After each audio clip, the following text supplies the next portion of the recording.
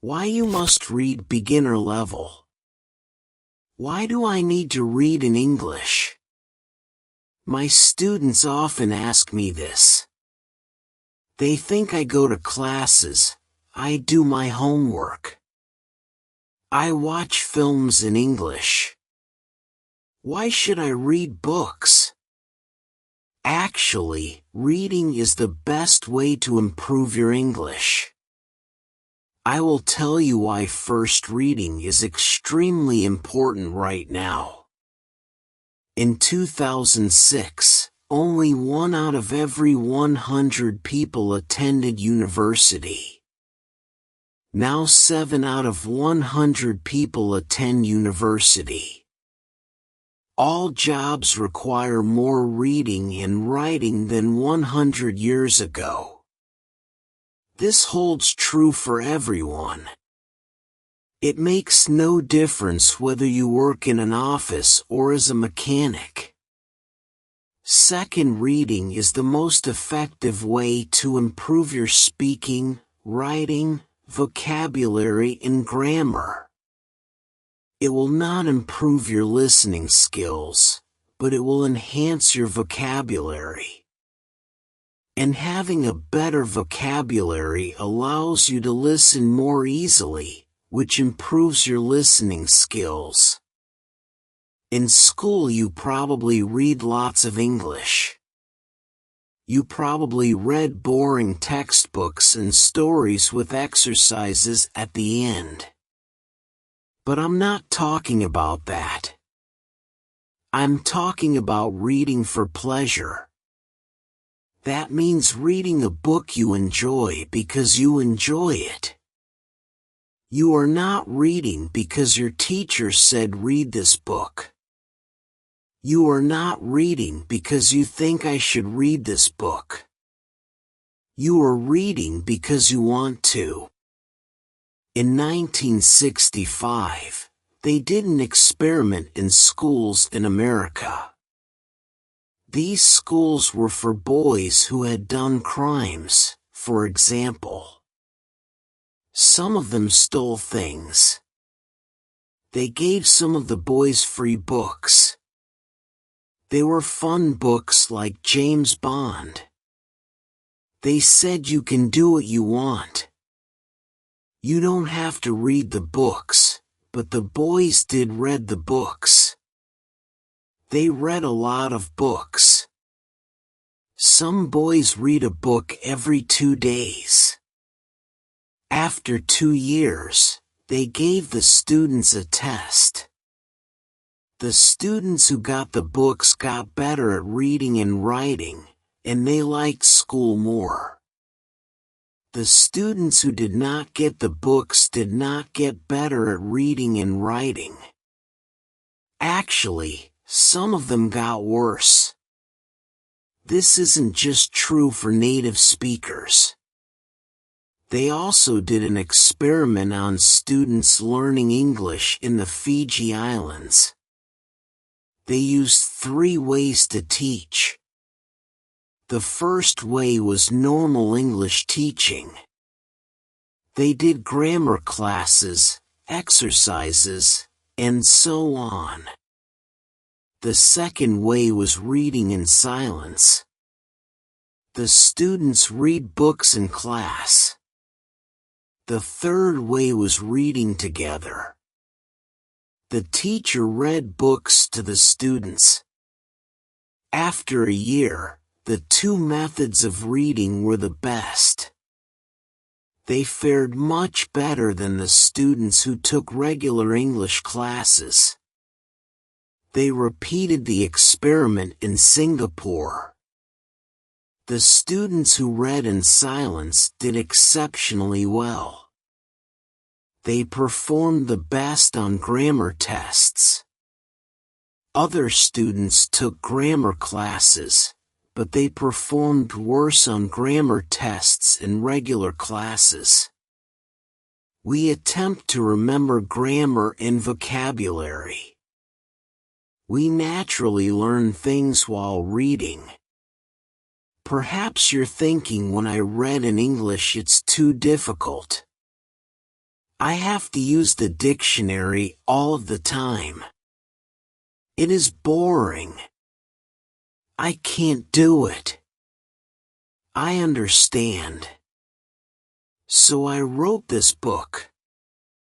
I think this book will make you like reading because the stories are easy and fun. The early stories are short and easy, and the later stories are longer and harder. When you finish the book you will think, wow, I did it. I make a podcast called English Stories Podcast. 9 of the stories in this book I wrote for English Stories Podcast. One of the stories I wrote for this book. But when I made this book, I made the stories better.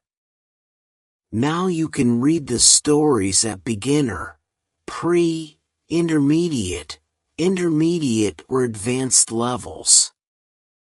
The stories are all fairy tales. Some are very popular fairy tales, but some are not so popular. One of them I wrote myself. Maybe you're thinking fairy tales. Fairy tales are for children. I need useful vocabulary. I need to learn about business and science. That can't be fun. Actually, the vocabulary in these stories will be useful. McQuillan did an experiment where he looked at vocabulary in 22 novels. 85% of the words were on academic word lists. These are lists of words that you need to know to study at university. Rolls and Rogers also did an experiment. They said if students read 1 million words of science fiction, will they learn important science words for studying at university? The answer was yes. So yes, fairy tales are useful for you too. But I understand if you still don't believe me. When I learned about all this, I found it hard to believe too. But I like to try new things and I love learning languages. So in 2017 I decided to do an experiment. I had wanted to learn Spanish for a long time, but I didn't learn much in normal classes. I said I will read 1 million words in Spanish. Afterwards, I will see what my level is. 1 million words is about 20 novels. So it was a lot of work. I started with very easy reading, like this book. Then I started reading translations of books that I knew in English. For example, I have read Harry Potter and Game of Thrones in English, so I read them in Spanish too. Finally, I started reading new books in Spanish. I read Latin American authors, writers like Isabella, Lenda Luis, Jorge Borges, and Manuel Puig. I adored them. I also listened to podcasts. But I always read the transcripts and incorporated the words into my goal.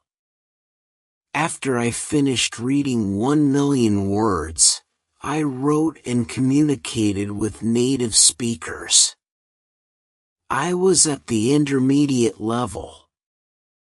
I could understand almost everything.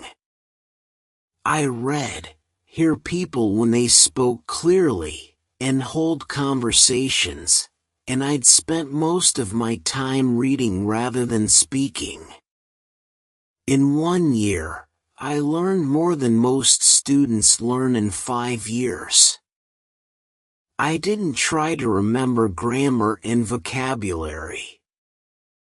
I learned them naturally. Maybe you're thinking, I don't believe this. Or maybe you're thinking, wow, I'm going to read for hours every day. But I have to say something very important. You must read books that are easy. You must read books that are fun. If a book is too difficult or too boring, put it down and find another one. Stephen Krashen, an expert in language teaching, says only read things in English that are fun and interesting. Read things that are really easy that you wouldn't read in your native language because they are too easy. So you can read comics, magazines, detective stories, romance stories, and so on. Don't feel bad about reading translations if you read very easy books. When you see a word you don't know, you will understand the meaning easily. You won't have to use a dictionary. So what is easy? Experiments show that you should understand at least 98% of the words in a text. 98%. That's so high, I know, but let me show you an example. Here is a text where 10% of the words are not real words. So you should understand 90% of the words. Jerry flowed out of bed and opened the curtains. He bimped to himself as he made breakfast. He made coffee and put butter on his poffer. Someone called his phone and he picked it up. He was very surprised by who was torn gling, so his vink fell on the floor. Is that easy to understand? Could you read a whole book of that? Here is the same text. But only 2% of the words are not real, so you should understand 98% of the words. Jerry jumped out of bed and opened the curtains. He sang to himself as he made breakfast. He made coffee and put butter on his toast. Someone called his phone and he picked it up. He was very surprised by who was calling, so his vinky fell on the floor. How was that? You probably didn't understand everything, but it was more fun to read than the first text. That's why reading for pleasure is so great. Maybe you don't understand everything, but you understand enough to follow the story and you don't have to pick up a dictionary. So if you find that this book is too hard, read something easier. If you find it boring, read something more fun. I know that not everyone likes my writing, and that's okay. Find a book that is good for you. When we have fun, we learn much more. Because I want this book to be fun, it has no exercises in it. I thought about adding them after each story, but I don't think it's a good way to spend your time. Instead, you should read more. Read for pleasure. If you finish this book, you can try the level above. Because you already read the stories, you will know them well and it will be easier to understand. But maybe when you finish this book you will love stories. I hope so. If you do want to read more, you can listen to my podcast English Stories podcast. I write a new story every week with audio and text, and there are over 100 episodes for you to listen to. Happy reading and happy learning. I hope you enjoyed the beginner level version. Now I'll just explain some words that are in the intermediate level text. Proficiency means skill. Usually we use the word proficiency to talk about language skills. If you have a high level of proficiency in English, it means you can talk and write English very well. When you train your ear, you try to make your ear better at hearing different sounds. Usually there are two ways you can train your ear. You can train your ear for music so that you can hear the difference between different musical notes better, or you can train your ear for language so that you can listen better in that language. A juvenile delinquent is a young person, a juvenile who has done crimes. A delinquent juvenile delinquents do not go to prison as they are not adults. Instead, they go to juvenile delinquent reform centers, which are centers to help make these people better to reform them. When you replicate a study, you take an academic study that has already happened and do it again, but in a different place. The idea is that you keep all the conditions the same to see if you get the same results when you replicate the study. If a study has been replicated many times with the same results, then scientifically we can say that this idea has been proven or disproven. When you memorize something, you force yourself to remember it. There are numerous ways to memorize information. One method is to repeat it several times to yourself. Another approach is to envision an image, a picture that goes with it. To be honest, people frequently try to memorize words when learning a language, but this is a very bad way to learn words because you will forget them within a few months. Second language acquisition is the scientific study of how humans learn languages.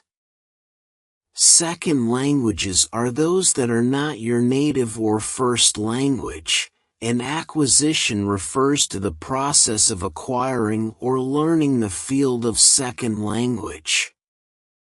Acquisition contains a wealth of important research for language teachers like myself. When you say that there is no shame in doing something, it means that you should not feel shame.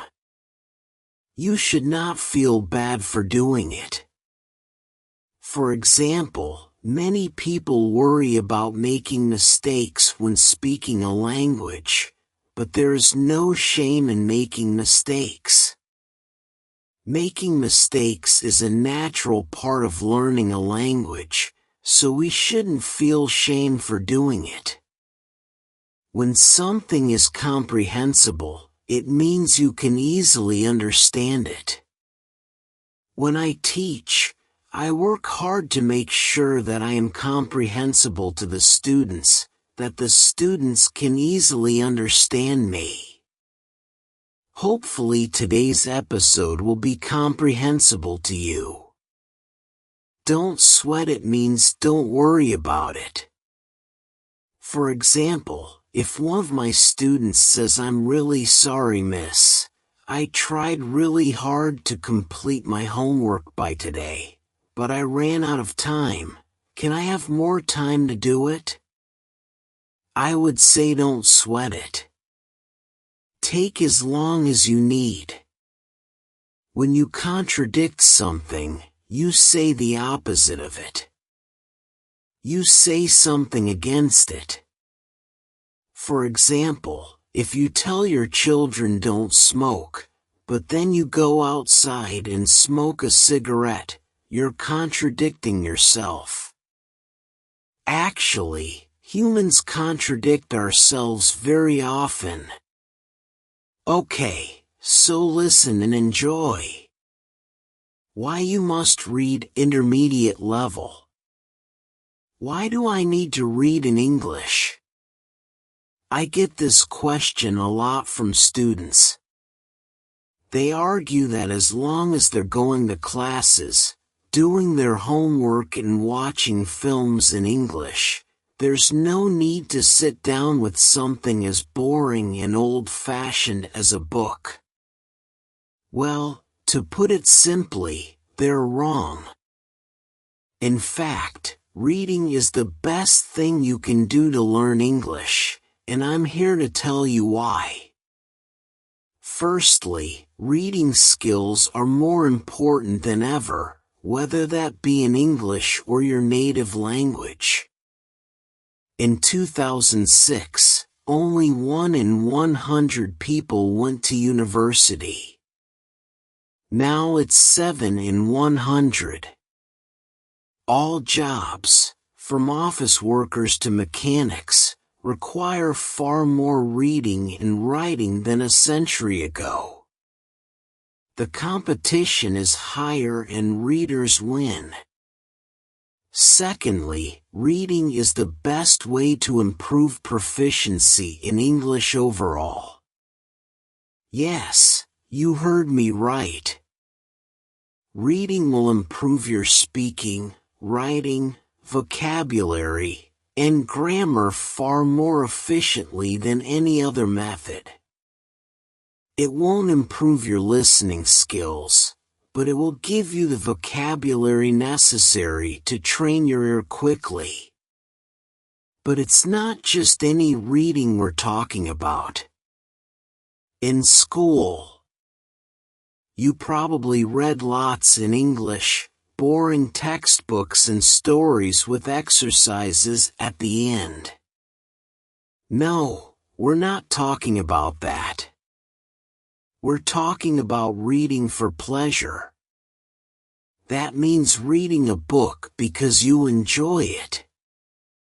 Not because your teacher told you to, not because it's what you're supposed to read to improve your English. No questions, no book reports. Just pure pleasure. Yeah, right. You're probably thinking that's too good to be true. Let me show you. In 1965, an experiment was carried out in juvenile delinquent reform centers in America. One group of the students were given free books. They made sure they were exciting books that would appeal to young boys such as James Bond. But unlike most reading programs, they were not required to read the books, they were simply given them. They could throw the books away, give them back, or draw on the pages, and nobody would punish them for it. But the boys did read them. They read a lot of them. Some of them read a book every 2 days. After 2 years, they tested the students. Their attitude towards school improved significantly in addition to their reading and writing skills. However, the students who were not enrolled in this program remained the same. In fact, some of them worsened during the 2 years. This is not limited to native speakers either. A study of English as a second language, ESL students in the Fiji Islands examined 3 methods. Traditional English teaching sustained silent reading, reading in silence for an extended period of time, and a more conventional reading program in which teachers read aloud to the students. By the end of the first year, students taught with the 2 reading methods had a 15-month advantage in English ability compared to the 6 months of the traditional method. If you finish this book and want to hear more stories, check out my podcast, English Stories Podcast. Every week, I publish a new story with audio and text. And you can listen to over 100 episodes. Happy reading and happy learning. Thank you for listening to today's episode. Then express your feelings in the comment box. And subscribe to our channel.